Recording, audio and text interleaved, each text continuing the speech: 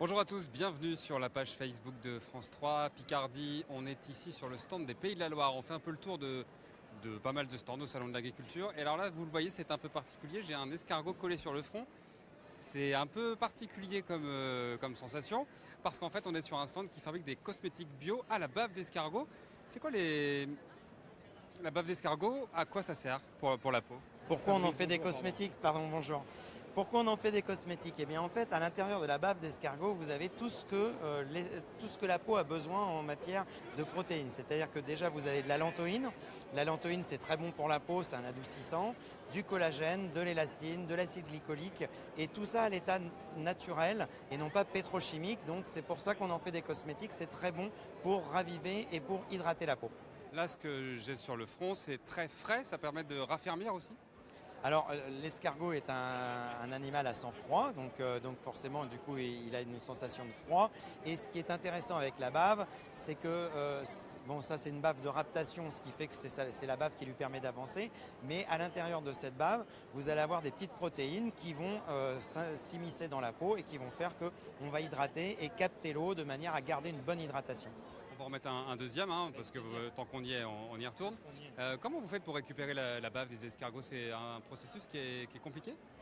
Alors en fait, c'est extrêmement important pour nous de le faire dans le respect de l'animal et de ne pas blesser l'animal.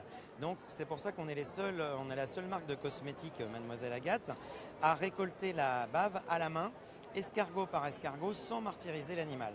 Donc en fait, on le stimule à un certain moment de son cycle de vie, là où ça le dérange le moins, c'est-à-dire après la ponte. Et on le stimule d'une certaine manière, de manière à avoir un mucus très riche en protéines, d'allantoïne, de collagène et d'élastine. Alors cette bave, vous la récupérez, vous la mettez dans des cosmétiques. C'est à peu près 60% de la bave qui est dans vos pots de crème. Alors en fait, on récolte la bave donc à la main, après on l'envoie dans un laboratoire pour en faire un extrait et le concentrer et l'intégrer dans nos cosmétiques à hauteur de 60% par exemple pour une crème de jour ou 65% par exemple pour un contour des yeux, de manière à mettre le maximum d'extrait à l'intérieur, de manière à avoir un produit le plus actif possible pour la peau. Et après, dernière question, pour les tarifs, il faut compter combien pour les pots de crème? Alors, une crème de jour en 30 ml chez nous, c'est 30 €, en 50 ml, c'est 40 €, d'accord?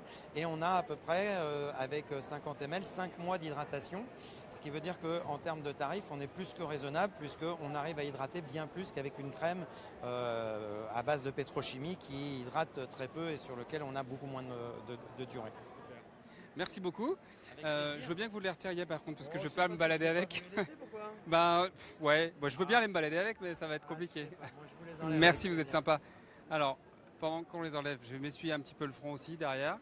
Et puis après, on va aller. N'hésitez pas à partager cette vidéo, à nous poser des questions ou à laisser vos commentaires. Je ne sais pas si vous avez une petite lingette. Ouais, je veux bien une petite lingette parce que la bave d'escargot dans les cheveux, bon, c'est sympa au bout d'un moment, mais bon. Et après, on va aller faire un tour du côté du bio, bien sûr. Merci beaucoup. On va aller faire un tour. On a une question? Alors, on a une question. On a Sandrine qui n'est pas certaine de tenir. Elle pense que ça doit chatouiller. Alors, du coup, quelles sont tes impressions? Ça chatouille ou pas? Non, c'est pas que ça chatouille, c'est très froid. Mais en fait, quand ça reste sur le front, ça va, c'est un peu gluant. Quand ça va dans les cheveux, c'est un peu plus désagréable parce qu'on a l'impression d'avoir du liquide dans les cheveux. Mais sur le front, c'est très froid et du coup, c'est vrai que ça donne un petit coup de boost. Je ne les garderai pas 3/4 d'heure non plus, hein, mais c'est plutôt agréable. Ça va. Merci beaucoup, Fabrice. Avec plaisir, bon Alors, courage et j'enlève bonne ça. journée. Merci. On va aller faire un tour du côté maintenant. On va rester en Loire-Atlantique. On va aller faire un tour du côté du sel de Guérande. On va rejoindre un paludier qui récolte son sel sur les marais salants. Guérande, vous le savez, c'est en Loire-Atlantique, tout près du Croisic ou du Pouliguen. Voilà, il est là. Bonjour. Oh, bonjour quand même, hein, c'était pas pour toi, mais bonjour. Le sel de Guérande, c'est l'un des meilleurs sels qu'on peut trouver aujourd'hui. Bien sûr, c'est bien évidemment, je suis un peu chauvin, bien sûr, le meilleur sel du monde, bien évidemment. Donc le sel de Guérande, c'est un sel complètement naturel, sans aucun additif.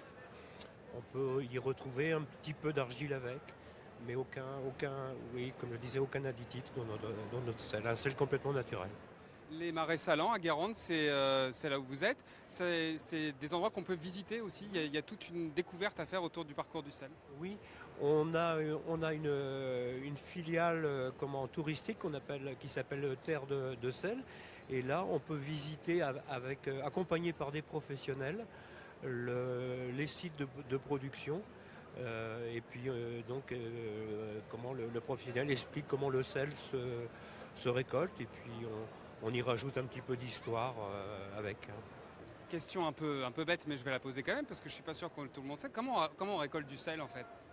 C'est quoi le processus? Eh bien, on prend donc de l'eau de mer qu'on bloque dans certains bassins et grâce à l'évaporation de la vapeur d'eau, eh bien, le sel finit par arriver à cristallisation et à partir de 280 grammes de sel par litre d'eau de mer, le sel devient solide, donc cristallise et là, à ce moment-là, on récolte le sel. Là, sur votre stand, il y a plusieurs sortes de sels différents. Il y en a au piment d'Espelette.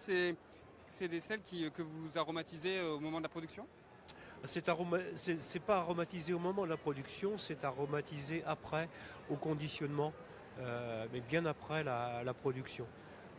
Au niveau du sel, on a deux sortes de sel. Le sel gris que l'on trouve au fond de nos bassins et la fleur de sel donc, qui se trouve à la surface de nos œillets.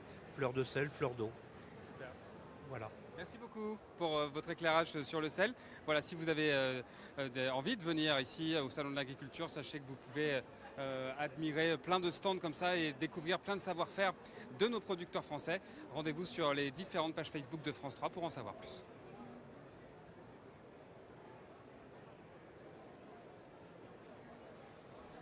Vous avez une question?